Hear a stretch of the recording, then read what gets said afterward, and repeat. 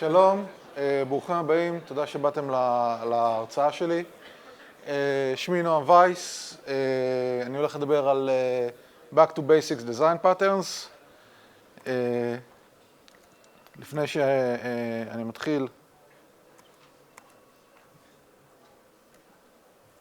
פלאג קטן, אני עובד בנקסט סיליקון, אנחנו מחפשים אנשים, חברה עם אנשים מאוד נחמדים, מוצר מעניין, משהו ייחודי. לא שומעים? עכשיו יותר טוב? או, צריך להחזיק את המיקרופון יותר קרוב לזה. אוקיי, so thank you all for coming. יש פה מישהו, there's somebody here does not speak Hebrew. Okay, excellent. So we have a few people who do not speak Hebrew, so we'll give the talk in English. That's fine. So my name is Noam Weiss. This is Back to Basics Design Patterns. Thank you all for coming. I work for a company called Next Silicon. We are hiring. There's a QR code. Very nice people, very interesting product. Give us a try. I've been developer, I used to say for over 20 years, but I actually checked and it's 25 years. So time moves on. And one of the things that are important to me in recent years is the question, how do we raise good developers? It's not an easy question to answer. And one of the answers to that, I think, lies in design patterns, which is why I want to give this talk. Designing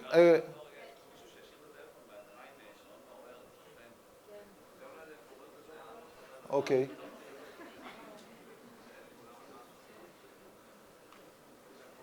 Okay.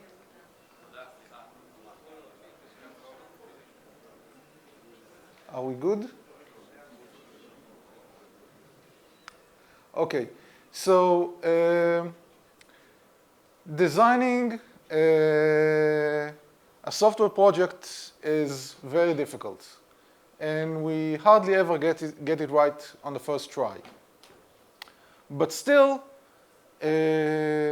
experienced developers are doing a much better job at it than inexperienced ones. So there is something we can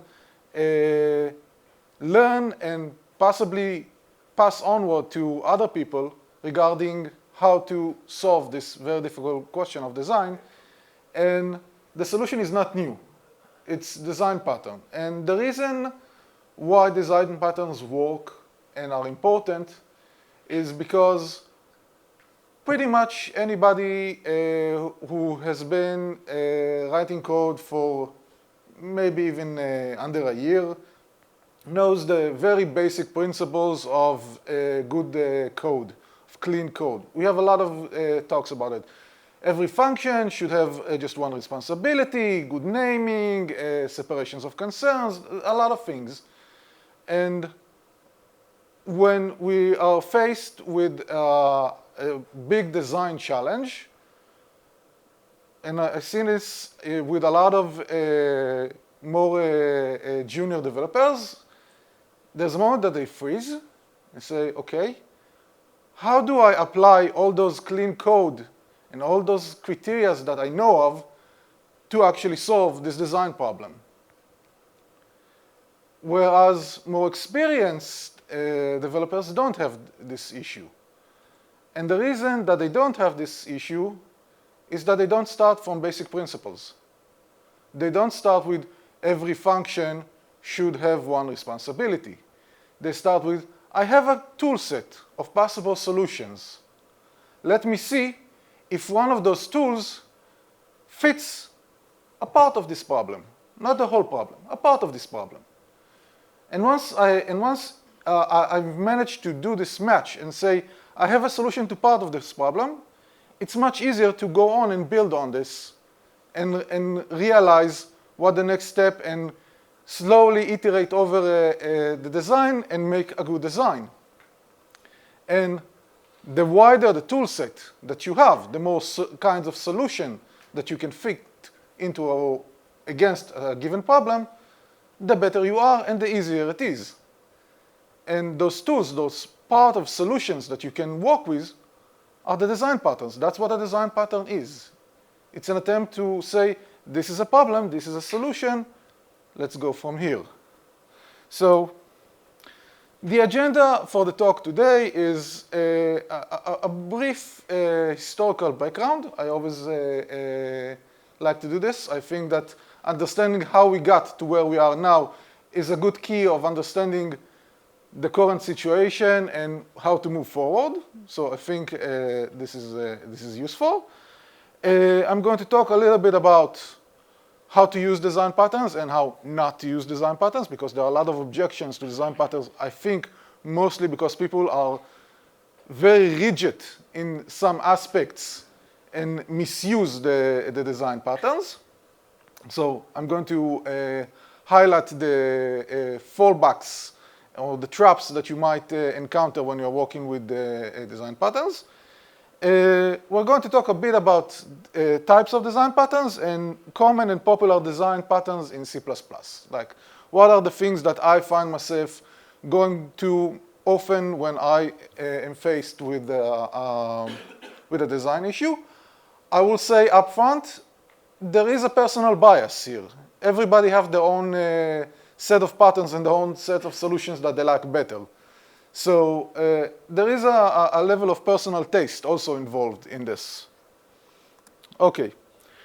So I usually start with explaining the background, but as part of preparing this presentation, I did something. I looked at Google Ngrams, which searches how much phrase appears in books. And design patterns, this is for design pattern. You can also search for design patterns plural. It's the same image anywhere you look at it. You always get this kind of graph. There was always something design patterns, even before we have computer science, because design patterns is a very general name. It appears in other domains other than programming. And it's more or less stable, and then something starting in the 90s, there is a huge jump, and it kind of dips towards 2008, which is the last year that I could get Google Ngrams to run my search. And that's pretty much describes the history of design patterns. The first recording in Wikipedia of design patterns is 1977, which is fairly late. Usually when you do the research and you look where, when a concept first appeared, you go way further back. Most of them originated even in the 60s and sometimes in the 50s. So 77 is pretty late. And in the beginning of the 90s, 92 to 95, more or less, there's a huge boom and this subject gets a lot of attention. Not the least because of this. This is a book called Design Patterns, written by 4 people who are collectively known as the Gang of 4. And this book kind of serves as the Bible for design patterns, unfortunately. Why unfortunately? Because it was so successful and it is very good. We should say that. It's a very good book, and it's and most of my talk could be summarized as go read the book. But it also leads people to some misconceptions about design patterns because of the way it is written and the way it talks about things. For example, the title Design Patterns, it's excellent. It's very concise, tells you exactly what it's about. And elements, and the subtitle is Elements of Reusable Object-Oriented Software. And I hate every part of it. I think it's terrible. Why do I think it's terrible? Because it lets you to think 2 things that are incorrect. One, design patterns have something to do with object-oriented. Not necessarily. I mean, they could be used in object-oriented, and the examples in the book are very object-oriented. It was written in the 1990s, when we thought object-oriented was going to solve all of our problems. And a lot of the criticism for design patterns is, yes, it's for object-oriented. We are now going to do generic programming and functional programming. We don't need design patterns anymore. I'm going to argue against it, and we shall see if I can convince you by the end of the talk. So that's one thing that is wrong. It's not necessarily about object-oriented. Object-oriented give rise to certain design patterns. Other approaches give rise to other patterns. We shall see that. And the other word that I have a beef with is reusable. It's not about reusability. It's not about the code being reusable as it is. That's not the main point. It's robustness. And if you go and you read what the authors are saying regarding reusable, they're not saying you can take the code from one project and use it in another. They say you can write the code for your project and it will survive iterations. You can reuse it when you redesign your system, not in another project. That's not the point. The point is you can iterate over the project and these things will remain stable because they represent something essentially true about your problem, about your domain. Not that you can necessarily take your solution for this domain and use it in another domain, which is what we usually mean when we say reusable. So I don't think reusable is the right word. I think robustness of design is the right word. But again, people see reusable. They understandably think one thing that they're used to think about when they read reusable, and then they write the code. The code is not more reusable than any other code, and they get disappointed, understandably. So let's start with a very simple question. We talked a lot about design patterns. What even is design pattern? So there are a couple of answers to that question. The first is something that appears in the book. I mean, it sounds funny, but that's how many people define design patterns. To the point when they say, what design patterns do you know? They'll give a list from the book. When they encounter a design pattern that is not in the book, and there are many because the book was written some 30 years ago, and we have some advances in the field, and people just don't realize it's a design pattern because it's not in the book. So many people give the answer that design pattern is something that appears in the book. And it's actually very hard to discuss that with people because you say, hey, this is a design pattern, this is a pattern that you keep doing, and they say it's not in the book. So I don't think it's a very good answer, but it is an answer that you often get. So, and hopefully none of you will make that mistake after this talk. A more reasonable solution or more reasonable definition, in my opinion, is that it's a tool. It's a way for you to solve design problems. It doesn't solve your entire design problem, but it can lead you to understand, okay, there is a part of this problem that I already know how to solve, and if I solve this, then the problem becomes a little simpler. Formally, and this is how the book actually defines design patterns, it's a name that ties together three things: what you're trying to achieve, how you're trying to achieve it, and what are the consequences of achieving it this way. And one of the problems is that people don't name their design patterns, except in the book, which is why when you try to discuss design patterns, you just don't have the words. You don't have a name for a design pattern that doesn't, almost. There are some exceptions, we'll get to this, but in many cases, you just don't have the word to name the design pattern, because nobody bothers to do this. Okay. We have to talk about dividing design patterns into categories. The three accepted categories that everybody knows is creational, structural, and behavioral, which talk about how something is created, how things are composed together, and how things behave or act or encapsulate work or task. This is not the only characterization, and people will often again refer to the book and say this is what the book does, which is true. It's not the only categorization that the book does, but nobody remembers that. I don't think that this categorization is very useful. Many people have come up with other types of categorization. I will say that my way of thinking about design patterns is in terms of level. There are design patterns that are meant for very high level design, and there are patterns that are meant for very low level design, that are very close to implementation.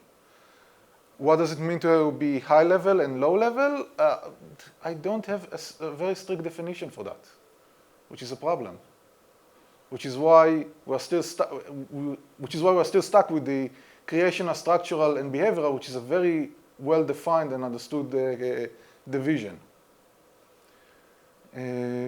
So I'm not a fan of the categorization, but it is how people talk about design patterns, so we should acknowledge that. By the way, if anybody have any question, I'm happy to accept questions during the lecture and not just at the end. Okay, another thing that's important to understand is that design patterns have relationships between them. Again, there's a map. We don't have to understand all the various types and the relationships to understand. What's important is that what it means is that if you identified one pattern that solves a problem, it gives you a hint as to where to look for other patterns. If you understand that, oh, I have this pattern here, if I have some factory, then factories are often themselves singletons, and that might be a clue as to how to move forward. So that's something to understand and realize that the patterns don't live on their own. And patterns also evolve over time, and it's been 30 years, so patterns have evolved quite a lot. And I wanted to give an example. There is a pattern that appears in the book called observer. And the observer is really a pattern in which one object looks for changes in another object and reacts when those changes occur. Okay. That's a pattern that appears in the book. That was the suggestion. It solves certain kinds of problems. We can change it a bit. Instead of the one object pulling notifications, we can push.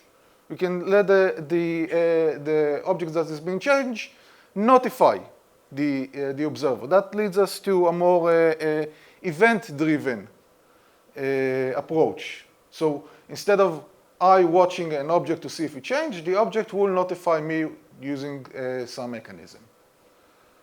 Okay, that's a change. Is it a new pattern? Maybe. And then we can go and say, okay, all of this was done synchronously. What if we are doing this asynchronously? What if we allow the watchers to react to the events on their own time? Now we get to event queue. And I would argue that event queues are most definitely a design pattern. Especially in the realm of cloud computing, it's a very basic building block. So in the 90s, we were on the top level. Today, we have a new design pattern that actually emerged or evolved from that pattern. And obviously, it doesn't appear in the book because in the 1990s, nobody had the event queues. So things change.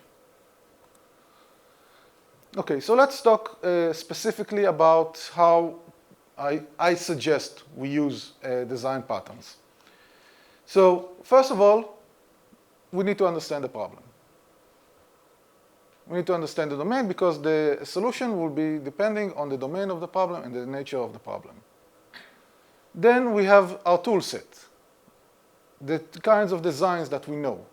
The more designs we are familiar with, the more designs we are comfortable with, we have a larger tool set to see if we can use to solve the problem. And we can go and see each one of these tools, does it solve or help us break the problem into smaller pieces? Is it something that needs to be cut, screwed over, breached? What do we need? The more tools we have, the more options we have. Once we do that, we can start filling in the gaps. We've matched all the parts of the problem that we have a solution for. We can fill in the gaps. As I said, we have relations between patterns, so that can also help us understand what the next step is. And once we do that, we can go and start iterating. The first attempt would probably not be the best, but once you have your initial design, you are in a much better place to understand the problem, understand where you want to go to the solution. Suddenly, instead of being in front of a blank page and not knowing what to write, you have a concrete something that you can relate to and say, okay, I like this, I don't like this I need to change, this I need to keep. How not to use design patterns, because that's also a problem. Why do people fail? I think they fail because they make certain assumptions, one of which is that everything needs to be a pattern. Not everything needs to be a pattern. A pattern is a part of a solution to a part of a problem. There are very likely to be parts of the problem that are unique to your domain and don't require a general pattern to be used. Insisting that everything needs to be a pattern is just being a bit too strict. Another thing that people insist on is that the pattern has to be done by the book, and often to the level that they actually want to use the implementation given in a book. The design pattern, again, it's an idea. It's a way to solve a problem, not necessarily a way to implement something in a very particular way. There are more than one way to implement the same pattern. I'm going to give an example. There's another issue that if people already identify a pattern, they insist that they have to use it. No. Sometimes you can use a pattern and it's not the best solution. And the last thing that people often fail is trying to do everything at once. As I said in the previous slide, try to find a few places where you can start breaking the problem apart and gradually iterate over everything. It's a process. It's not one and done. It's not when you done the design the first time that's it's over. Okay. Any questions before we start discussing specific patterns? Anybody strongly agree, disagree? Okay, excellent. So let's move to something not controversial at all. Singleton design pattern. Okay, who here uses singletons? Yeah, most people. Who here thinks singletons are not a good design pattern? Also, a fair number of people. So singleton is a very simple design pattern. It counts as a creation of design pattern. It means that there is only one instance of a thing. And it can represent a shared state across the entire program. And that can be dangerous. And there are many talks that people will tell you how dangerous singleton is, which is very weird if you think about it. Because if everybody agrees, and most of you here agree that singleton is a very bad pattern, why even more of you are still using it? Sorry? Legacy. That's an excellent answer. The problem is the pattern also appears in new designs. It also appears in new designs. There's a need to share a state across the whole. There's a need to share a state. That's a better answer. I will expand on that, and I'll give you my opinion. Singletons are great. That's why people are using them. They are very, very good. In fact, they are so good that people overuse them. And then they give talk about how terrible they are because they overuse the pattern. As I said, that just because you can use a pattern doesn't mean you should use a pattern. A singleton represents something that should be uniquely in your system, just one of it. often, and I've done this myself many, many times, when you're doing a POC, you know there is an object that you will need several instances of, but for the purpose of the POC, it's okay. You can make do with just one instance, and then you make it a singleton because it's easy. And then when you need to turn the POC into a real program, you're now stuck with a singleton, and it's not always easy to undo that design pattern because you're relying on it in various places. But of course, the problem is that you misuse the pattern. The pattern says, I only need one. You needed more. You just could make do with just one at the moment. So I honestly think that against what most people say and what is often referred to in talks like this, I actually think singletons are very good for what they are intended to, and the most problems that you get from singleton is from overusing them or misusing them, rather than they are intentionally bad. Yes? In some cases, singleton hurt your dependency injection, which I think that you're talking about in another talk maybe. It might be that you need singleton, but it is not that the entire program needs to assume that you're using singleton. It might be that somewhere there is a singleton, but I provide the object to others by dependency injection. Yes, so Amir is referring to two things. One, I have another talk tomorrow about dependency injection. And the key in singletons that it might interfere with dependency injection. That's the source of the issue. I will give a spoilers that we managed dependency injection using singletons. That will be the key for my talk tomorrow. So it all depends. It all depends. It could be a problem. It could be actually helpful for dependency management in certain cases. With the proper framework. With the proper framework, with the proper design decisions. Yes. So I promise that I'll show you how you can implement a design pattern in two ways. So obviously I chose singleton because what other design patterns could we possibly want to show? This is one very common design patterns. There are various versions of it online. And the book also gives a version of this. They don't give a reference, they give a pointer because it was done in the 1990s and not in the 2000s. But basically we have a static instance of a function, and the function returns the instance, the only instance. And we actually prevent creating another instance by making the constructor and copy constructors and move constructors and assignments and all of that private. That's one approach. We can also do it another way. We can just make everything static. All the members are static, all the functions are static. In which case, in this case, I also deleted the constructor, but I didn't have to. I didn't have to. If you have an instance, the instance doesn't have anything unique in it. All the members are static. You can actually create an instance if you want, if it makes your code more readable or something, go on ahead. But actually, all the instances are the same instance. Is it good? Is it bad? What's the difference? Is there a difference between those implementations? I don't know. Depends on your problem. But I don't have to, just because I decide I want to use a singleton, doesn't mean I have to use one of these two solutions. Actually, because I already mentioned that I have a talk tomorrow, in my talk tomorrow, we'll see I'm using a third kind of implementation for singleton.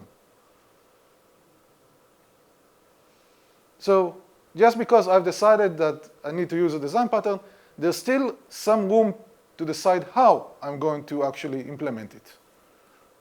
Okay? Let's talk about another example. A factory method or a prototype. Again, the book makes a difference between those two patterns. I actually think they are pretty much the same pattern. And it's again a creational pattern, and the idea of the pattern is like this joke what goes like this? I don't know, but here comes another one. So that's the idea of the pattern. I have an object. I don't know what object it is, but I want to get another one.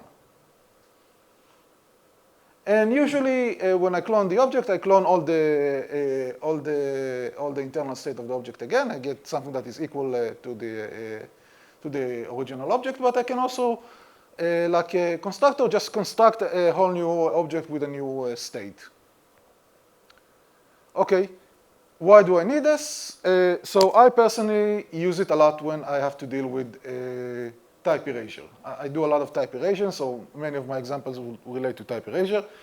If you don't know what type erasure is, C++ is strongly typed. We know for every object exactly what its type is, and sometimes we want a more generalized type. So we don't want to work with a vector or an array or a map. We want to work with something that is a container. So we want to erase the specific type and just work with something that is a container. That's type erasure in a nutshell. Okay, but the problem is that if I erase the specific type and I want to create a new one, a new object from the same type, for example, let's say I am doing a filter. I want to get an object that is a container of some type, and I want to return the same kind of container, but only with the object that meet my criteria. That's what the filter is. Then I need to say, okay, this is the container that I got. I want another container of the same type, which I don't know what that type is. That's where I use a factory method or prototype or whichever way we want to call this, this design pattern. Okay, so there's an example here. I have a base. My base in the example here would be something that is a container, meets have a container requirements. I didn't write everything down here exactly. It's a bit of a slide where all the code. And what I require from the base is that I can do a clone. The method is usually referred to as a clone or prototype. If you see clone or prototype in the code, that's probably the pattern that we're talking about. And the derived class actually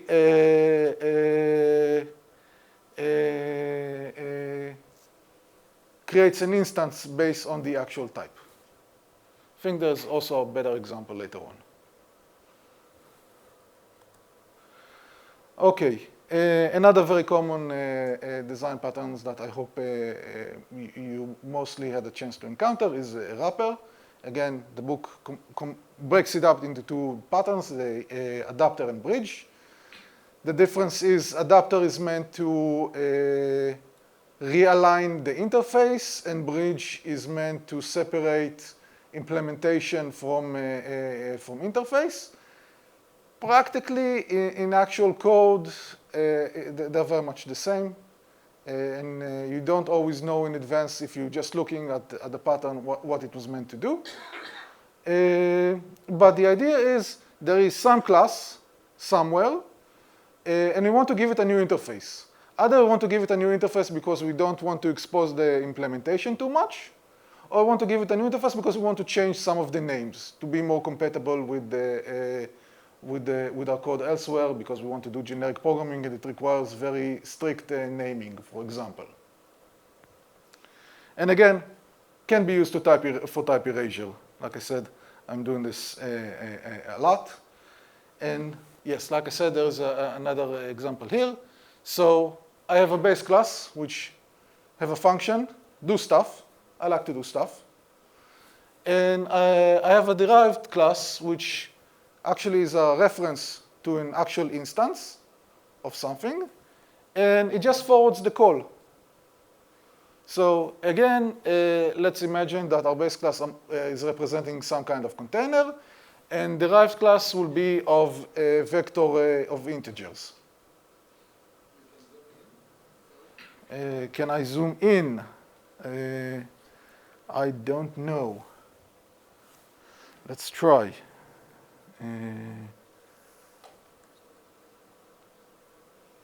No, it doesn't do anything.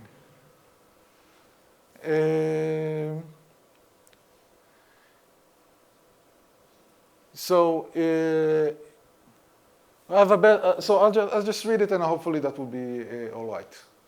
I have a structure called base, which has a virtual function that does stuff.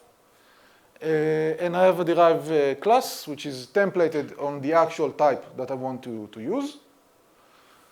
The derived type holds a reference, really a pointer to the actual instance, and forward the call to do stuff to the actual instance. So if, for example, I want to use to perform some action on the container, I can give a pointer to the base class. Well, what will actually the pointer will point to is to an element of the relevant derived element. So I can perform, if we look at the string perform auto element, we can imagine that the type of element is vector. And so the derived class will be a wrapper for a vector, but the virtual function perform will only get the interface for any container, not necessarily for vector.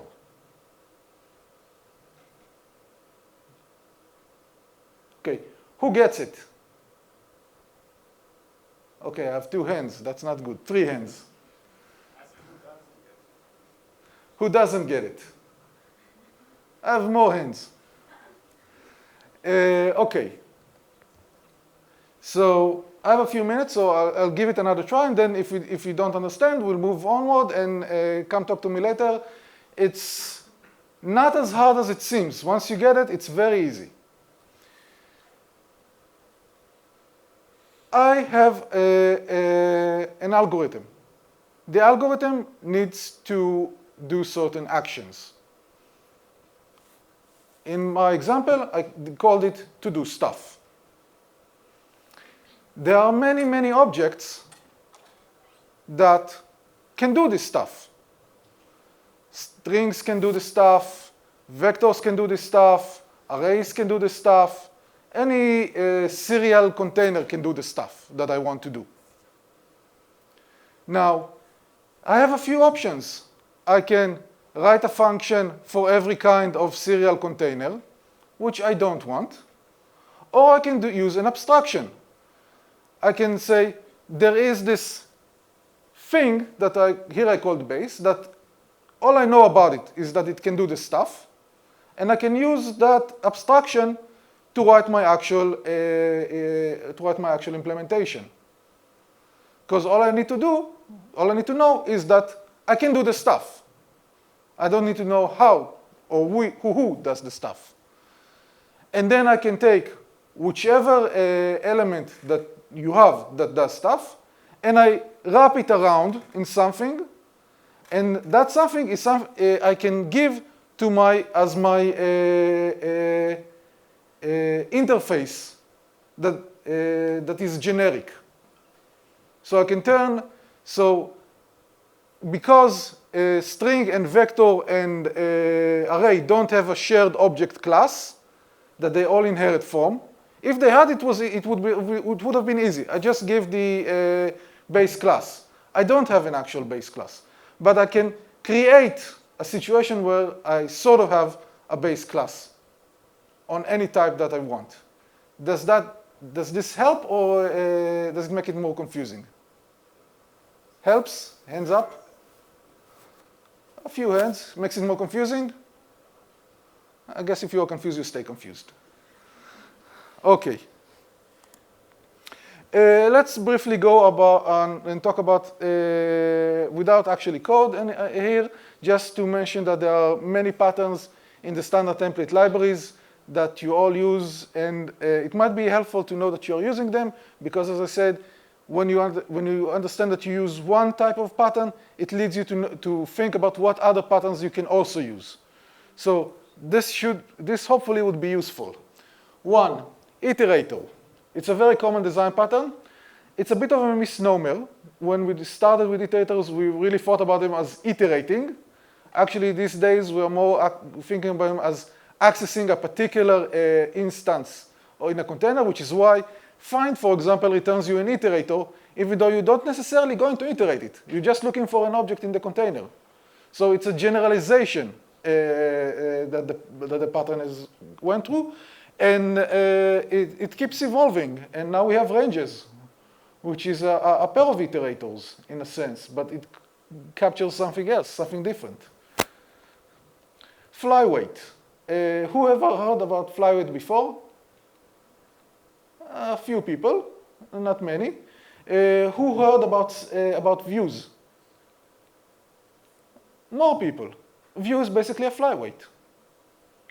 Flyweight is a structural pattern, which meant to say I want to have many instances of something, and I don't want to keep copying it and duplicating it all around. That's what the view and span and a lot of other new additions to the standard do. They don't call it a flyweight, and they implement it slightly differently than what we did in the 90s, but it's the same idea. Command. Command is a behavioral structure. It encapsulates a request to do something.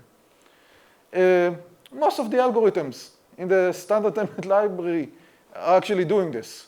Transform, replace if. If the algorithm is if in the end of it, then it takes a predicate, and the predicate is a command. And all the lambdas, almost all of the lambdas, are really commands. So that's also become very common in C++ following C++ 11. Yes? If something comes to a part of the language, it kind of stops being a design pattern and just turns into a new type.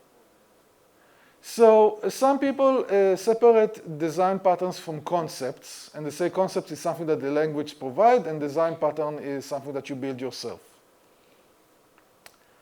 I don't really agree with that approach. It does touch on something very fundamental that when you ask if a language is object-oriented, for example, or does it support generic programming, C can support object-oriented if you work hard enough on it. It can support generic programming if you work hard enough of it. You say that a language is object-oriented or is support generic programming, not because you can do something, because if you're Turing complete, you can do anything. That's the idea. It's a question of what support do you get from the language. C gives you very little support for object-oriented. C++ gives you a lot. So I do accept that there is a dividing part when the language starts to give you something. It kind of becomes more automatic. But there was also something about this understanding that this is, from a design point of view, I don't want to tie myself too much to how I implement something. Maybe I implement it by actually writing, maybe I implement it by having the language do something to me. But from a design perspective, the important thing is that this is the thing that I do. So from my perspective, it matters less if the language provides it natively, or do I have to work a little harder to get it. It, of course, matters very much when I decide how to, which design to choose. Because if I have a good design that will require a lot of work in my language, maybe I need to choose another option. But from a certain perspective of pure design, it doesn't matter if the language supports it, or do I need to actually work a little harder to implement.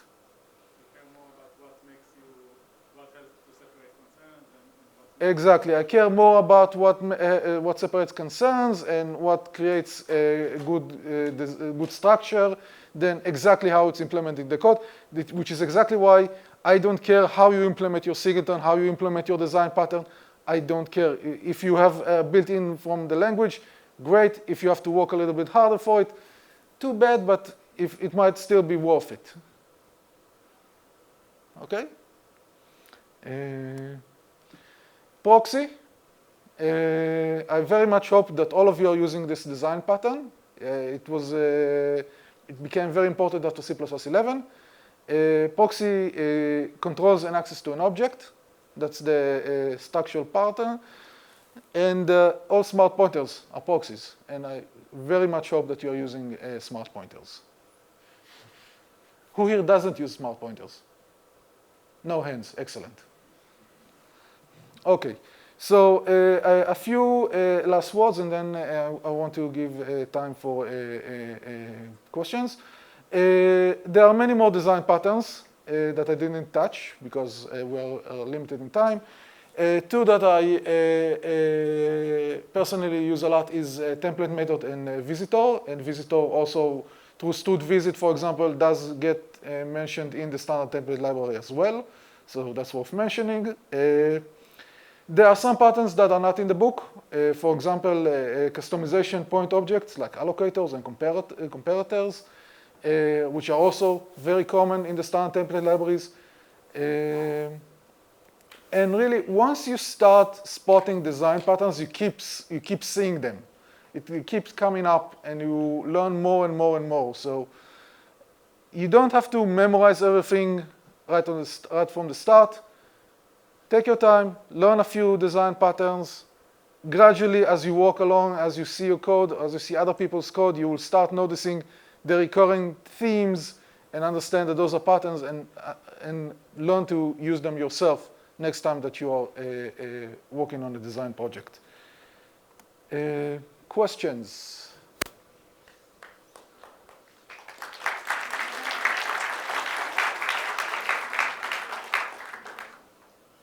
Yes? Yes?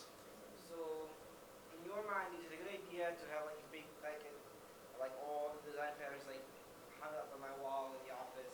Something I can kind of go over that every time I start looking at a problem? Or is it more of a question of like gradually memorizing them to where they're like in the back of your mind?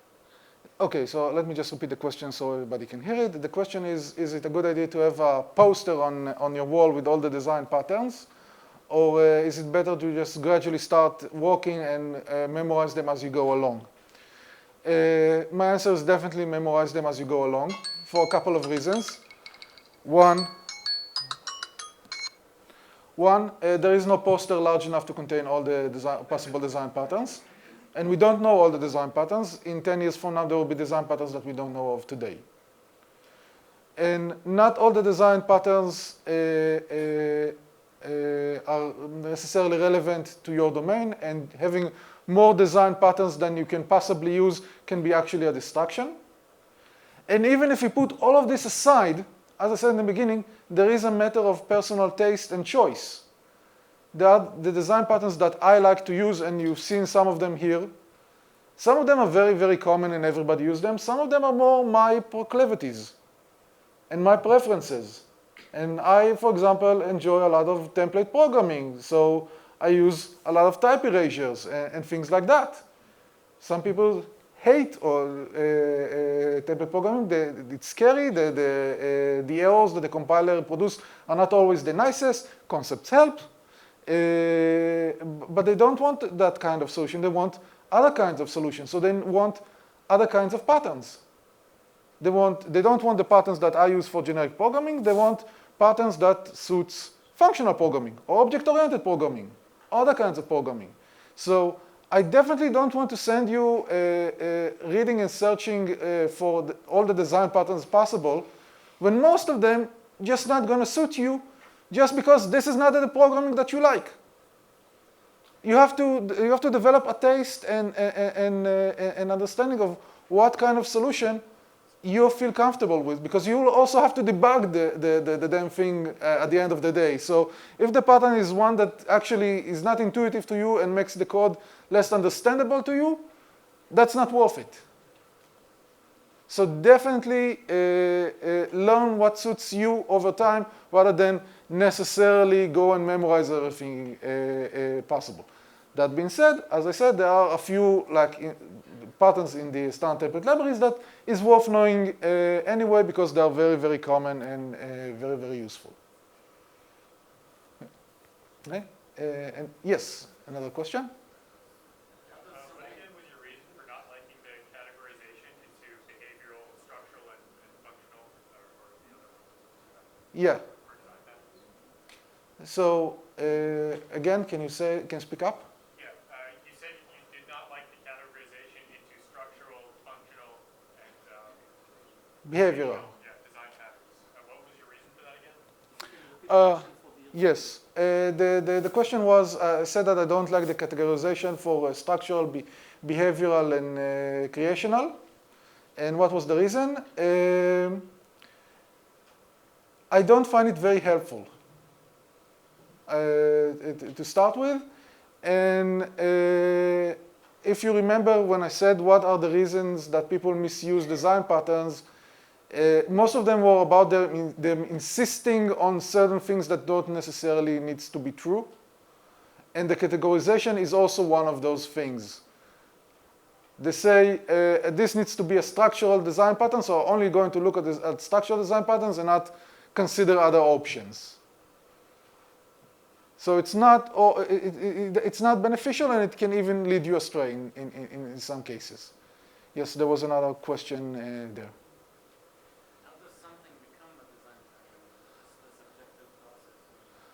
How does something become a design pattern? An excellent question. I don't know. I don't know. And I think that it's a very good question because that's part of the problem. That's part of the problem. What makes a design pattern is that we all agree that a certain name represents a solution to a type of problem. And sometimes in the early 90s, we made a catalog in the book of such names. And since there is no committee, there is no standard committee that certify new design patterns and say, yes, we have now seen this enough times to say this is a design pattern. Nobody does this. So it sometimes emerges organically, like in the customization points, because the nomenclature requires us to develop a term. But many design patterns don't have a name. So I can't even say to you, go learn this, because I don't have a name for this. So all I can do is say, look, see this in my code, this is a design pattern, and it's difficult. Yes, any other questions? Yes. I have a follow-up question. Follow-up question. Follow-up. How do you learn about design patterns that are not in the book? How do you learn about design patterns that are not in the book? Well, first of all, you're in a very good place to do that. That's one of the advantages of going to conventions. Because people will always go and say, look, I've encountered an interesting problem. And by interesting, they mean it's not trivial. And this is my solution. And so you can see a lot of solutions to a lot of problems. And this will allow you to, hopefully, to generalize. And the generalization is the design pattern. So one of the best ways is to go to those kinds of talks in a convention. Because in the convention, we have a lot of types of talks. We have technical talks. We have people describing the latest features, what the standard committee is working on. But there are also a lot of people who say, hey, this is an example of something that I've worked on. And you may ask yourself, okay, what's the value in going to those lectures and not something that, you know, going to talk about C++ 23 features, okay, I understand what I get from it. I didn't know C++ 23 features before. I went to the talk, now I know the features. What do you get from learning, going to people talking about the projects that they're working on? You get to see their solutions, and you get to say, okay, that solution reminds me of something that I did. Case in point, 2 years ago in the convention here, I was going to a talk by Abdallah, and he talked about how they implemented Observer, for example. And I went there and I sat in the audience and said, hey, this is very much like how we implemented our event-driven solution. Wait, there's a connection? And that's how the slide that I showed you before of, yes, Observer did in fact generated event-driven, generated event queue. This is how I got it, because I was here listening to people. You have to see a lot of actual code and a lot of actual solutions in order to understand how a problem can be solved. And once you are proficient in design patterns, every time somebody will show you a solution, you will go, wait, I understand this part and this part and this part. Those are designs that I know. And the section in the middle that I don't know, that might be its own design. I'll think about it. Okay. Other questions? Yes. Certain classes of design patterns recommended against or compiled or interpreted languages? The question was if there are certain patterns that I recommend against or for certain approaches, let's call them. So yes, for example, creational patterns should not be used with functional programming. Functional programming is not about creating objects, so all the creational patterns go out the window, for example. On the other hand, every function is a singleton. But yes, the pattern themselves, and it's kind of a joke answer because the pattern does depends on the approach that you're taking to a certain degree. If you're taking an approach like functional that doesn't have objects, then how to create an object is not a relevant pattern. But actually, the other approaches like chain of responsibility do become more important. And there are patterns probably that are more relevant to functional programming that we don't talk about them because they're not relevant the other way around to object-oriented programming. Does that answer the question? Yes, no? Yes, okay, excellent. Any other questions? I don't see any other hands. So thank you very much and enjoy the convention.